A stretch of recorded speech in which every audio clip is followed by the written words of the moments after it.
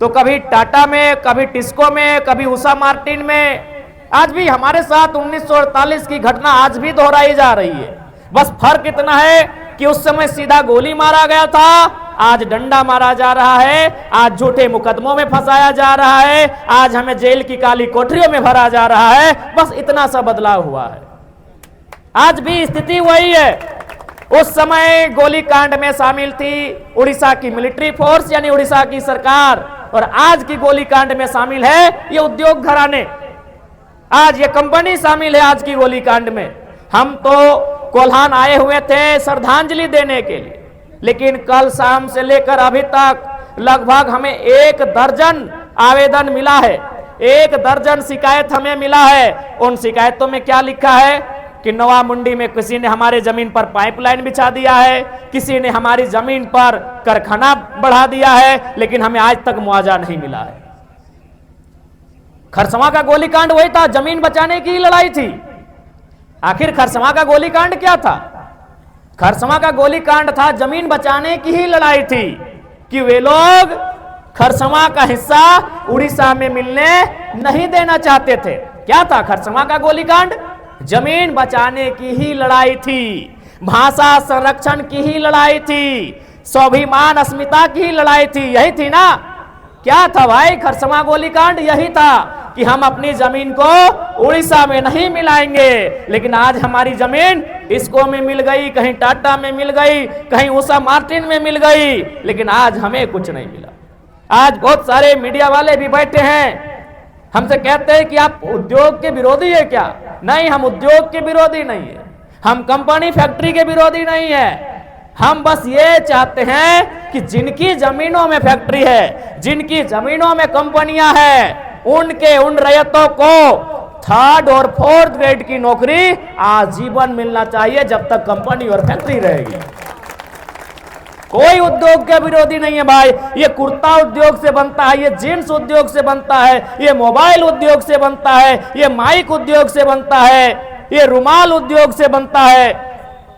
उद्योग का विरोधी कोई नहीं है। बस हम कुछ सुधार चाहते हैं, हम कुछ परिवर्तन चाहते हैं, और वो परिवर्तन मामूली है। आज टाटा की बात करिए, आज टाटा का संपत्ति 20 लाख करोड़ रुपया है। आज टाटा का पूरी दुनिया में नाम है, अच्छी बात है। लेकिन मेरा एक सवाल है कि जिन लोगों को टाटा ने जमीन देकर बसाया था, क्या आज उनके पास 2 करोड़ की प्रॉपर्टी है?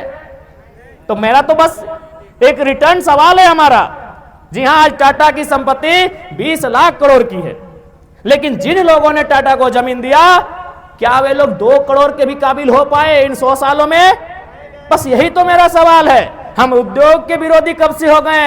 हम कंपनियों के विरोधी कब से हो गए? बस हम आपके तरीके के विरोधी हैं, और अगर यही तरीका आपका रहेगा तो कल भी हम आपके विरोधी रहेंगे।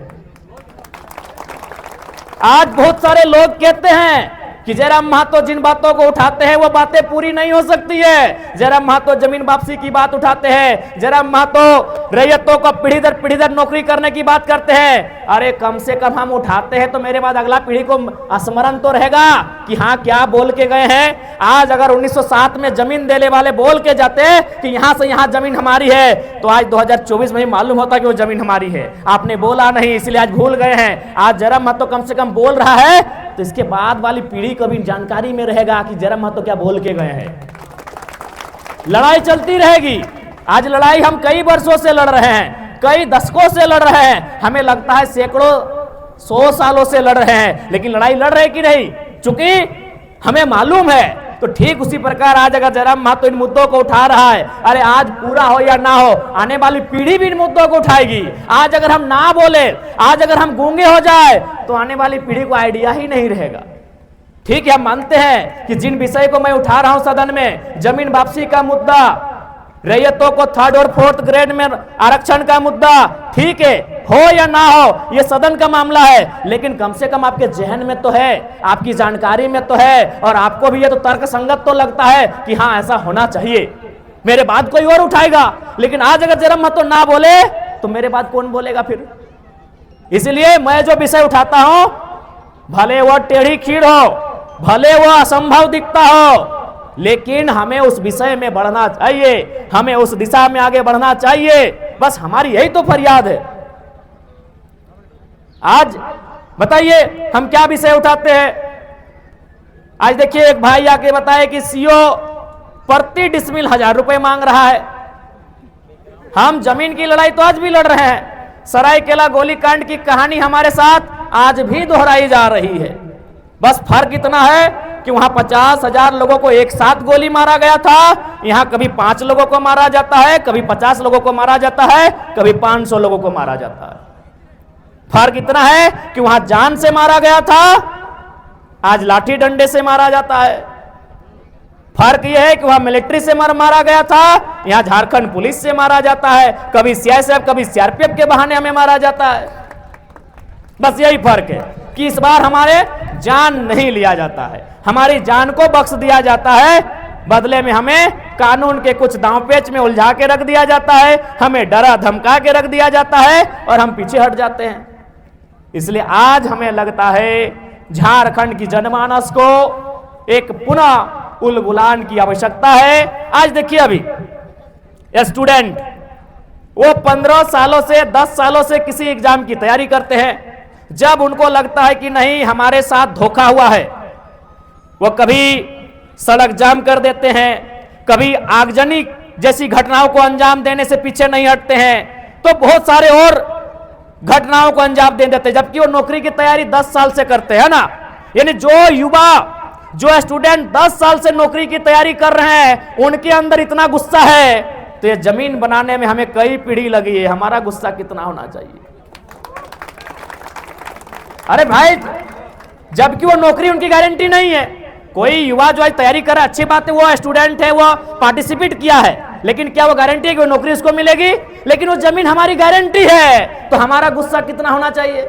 एक 10 साल की नौकरी की तैयारी करने वाला युवा गुस्से में इतना आग बबूला होता है कि सड़क को रौंद के रख देता है, रेल और बसों को रौंद के रख देता है। तो सोचिए, जो कंपनियां हमारी जमीन मनमाने ढंग से ले रही है, जिस जमीन को बनाने में कई पीढ़ी लगा है, एक पीढ़ी में जमीन नहीं बना होगा, और कई पीढ़ी तो लगा ही लगा है, साथ में कई 100 सालों से जमीन हमारे पास है। अरे नहीं करने से भी कम से कम मुगल काल से तो जमीन हमारे पास है, अंग्रेज काल से पहले की जमीनें हैं, ये तो सभी जानते हैं। यानी 300 से कम किसी का जमीन नहीं है, 400-500 साल से कम का जमीन किसी का नहीं है। तो 10 साल में जो नौकरी की तैयारी करने वाला युवा गुस्सा हो सकता है, तो 500 साल की हमारी जमीनें, हमें कितना गुस्सा आना चाहिए, उन किसानों को कितना गुस्सा आना चाहिए, उन रैयतों को कितना गुस्सा आना चाहिए कि नहीं आना चाहिए। लेकिन बात यहां यह है ना कि सिस्टम ने इतना नोचा है कि किसान बोलता है छोड़ दो, एक दिन तो ऐसे मरेंगे, क्या है लड़ाई झगड़ा करने वाले हैं, छोड़ दो, जो होगा हमारी तकदीर में ही ऐसा है। कभी अब एक बात सोचे हैं कि भाई जयराम महतो के पीछे झारखंड के लोग दृष्टि क्यों गड़ाए हैं ना। वास्तव में एक किताब का हम एक उदाहरण आपको देते हैं। उस किताब का नाम है झारखंड के विस्थापितों का दर्द। उस किताब को लिखा है पुरुलिया के ज्योतिलाल महतो ने। उस किताब में वो बहुत मार्मिक लाइन लिखा है। वो कंपनियों से विनती करते हुए एक लाइन लिखा है कि हमें छोड़ दो, हम कालांतर से युद्ध लड़ते लड़ते थक गए हैं, अब हमें दामोदर और स्वर्णरेखा की नदियों के किनारे शांत रहने दो, हमें अपने घर परिवार के साथ शांत रहने दो, हम लड़ाई लड़ते लड़ते थक गए हैं। सच्चाई यही झारखंड की है, ये लड़ाई लड़ते लड़ते थक गए हैं, ये पुलिस का लाठी डंडा खाते खाते हार गए हैं। इसीलिए जयराम महतो के अंदर हर झारखंडी को अपना दर्द दिखता है, इसीलिए उसकी सपोर्ट की जा रही है।